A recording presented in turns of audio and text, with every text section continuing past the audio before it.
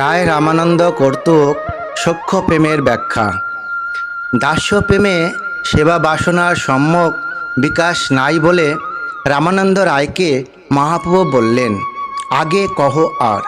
শ্রীমান মহাপ্রভুর কথা শুনে রামানন্দ রায় বললেন, সখ্য প্রেম সর্বসাধ্যসার। যারা প্রেম আধিক্যবশত শ্রীকৃষ্ণকে আপনাদের সমান বলে মনে করেন, কোনো মতেই শ্রীকৃষ্ণকে নিজ হতে শ্রেষ্ঠ মনে করেন না, তারাই শ্রীকৃষ্ণের সখা। তাদের বিশ্রম্ভ রতিকে সখ্য প্রেম বলে। সখ্য প্রেমে শান্তের একনিষ্ঠতা, দাস্যের সেবা রয়েছে। আমি কৃষ্ণের সুখের জন্য যা করব, কৃষ্ণ তাই নিশ্চয়ই প্রীতির সহিত স্বীকার করবেন। সখ্য প্রেমে এইরূপ বিশ্বাসময় ভাব আছে যা দাস্যে নাই। এই জন্য সখ্য প্রেম দাস্য অপেক্ষাও শ্রেষ্ঠ। সখ্যে দাস্যের গৌরব বুদ্ধি সম্ভ্রম ও সেবায় সংকোচ নাই। শ্রীকৃষ্ণের কোনো সখা একটি ফল খেয়ে দেখল ফলটি অতি মিষ্টি। অমনি সেই উচ্ছিষ্ট ফলটি শ্রীকৃষ্ণকে দিয়ে বলল, ধর রে ভাই কানাই, ফলটি অতি মিষ্টি, তুই খেয়ে নে। শ্রীকৃষ্ণের মুখে নিজের উচ্ছিষ্ট দিতেছে বলে তার মনে কোনো সংকোচ নাই। কিন্তু কোনো দাস্যভক্ত এভাবে উচ্ছিষ্ট ফল দেবার কথা চিন্তাও করতে পারেন না, কারণ তার শ্রীকৃষ্ণের প্রতি গৌরব বুদ্ধি আছে। দাস্য অপেক্ষা সখ্যে মমতা বুদ্ধির আধিক্যবশতই এইরূপ হয়ে থাকে। দাস্য সখ্যাদি ভাব দু জাতীয়, এক ঐশ্বর্যাত্মক আর দুই মাধুর্যাত্মক। তো ঐশ্বর্যাত্মক ভাবে শ্রীকৃষ্ণ যে ঈশ্বর স্বয়ং ভগবান, এই জ্ঞান পরিকরদেরও থাকে আর শ্রীকৃষ্ণেরও থাকে। কিন্তু মাধুর্য আত্মক ভাবে শ্রীকৃষ্ণ যে স্বয়ং ভগবান, এই জ্ঞান তার পরিকরদের থাকে না। স্বয়ং শ্রীকৃষ্ণ তা জানেন না। দ্বারকা মথুরাতি আদিতে ঐশ্বর্য আত্মক ভাব আর বোঝে শুদ্ধ মাধুর্য আত্মক ভাব।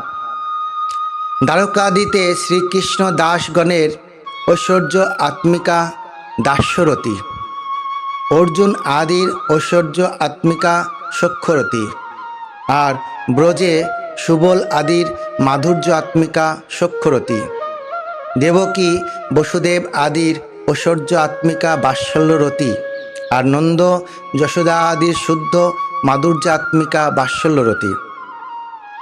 সখ্য প্রেম সম্বন্ধে স্বীয় উক্তির সমর্থনে রায় রামানন্দ ভাগবতের যে শ্লোকের উল্লেখ করেছেন, সেখানে শ্রীকৃষ্ণের বোঝ পরিকর ভুক্ত সখাদের আচরণের কথাই বলা হয়েছে। বোঝের সখ্য প্রেমী রামানন্দ রায়ের লক্ষ্য। দ্বারকা মথুরা সখ্যে ঐশ্বর্যের মিশ্রণ থাকায় সেবা বাসনার সম্যক বিকাশ হয় না বলে এবং ঐশ্বর্য জ্ঞানের উদয়ে বিকশিত সখ্য ও সংকুচিত হয়। তাই বলে রামানন্দ রায় দ্বারকা মথুরার সখ্যের কথা না বলে ব্রজের ঐশ্বর্য জ্ঞানহীন শুদ্ধ মাধুর্যময় সখ্য ভাবেরই কথাই বললেন। ইহা বোঝের দাস্যভাব অপেক্ষাও উৎকর্ষময়। যেহেতু বোঝের সখ্যে প্রেমোৎকর্ষজনিত মমত্ব বুদ্ধি আধিক্যবশত দাস্যের ন্যায় গৌরব বুদ্ধি ও সম্ভ্রম নাই, আছে শ্রীকৃষ্ণের সঙ্গে সমত্ব বুদ্ধি।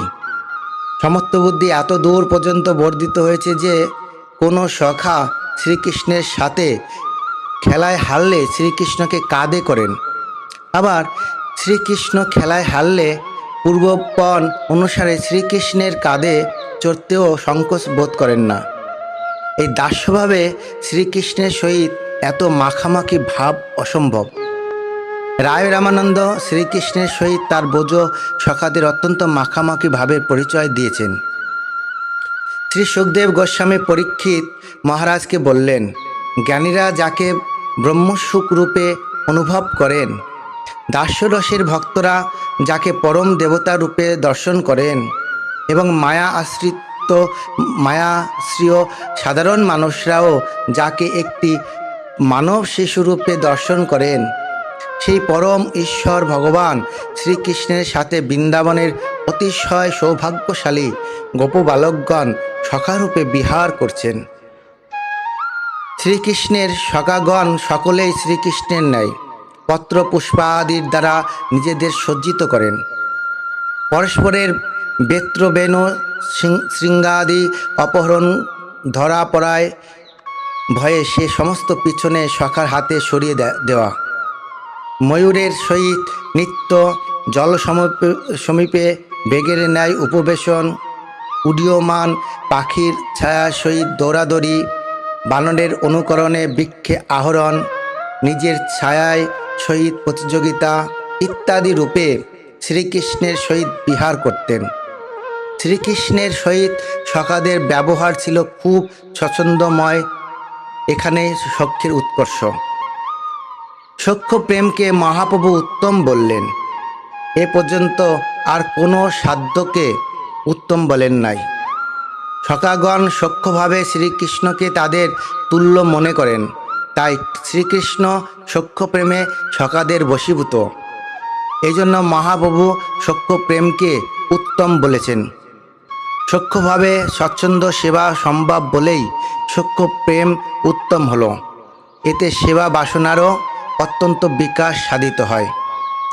স্মরণ রাখা কর্তব্য যে এই কথাগুলি নিত্যসিদ্ধ ভগবৎ পরিকরদের সম্বন্ধেই বলা হয়েছে, সাধক জীবের সম্বন্ধে নয়। সখ্যভাবের উপাসকগণ সেবা বাসনা ব্রজসখী দেগণের স্বাতন্ত্র্যময়ী সেবা বাসনার আনুগত্যে বিকশিত হবে।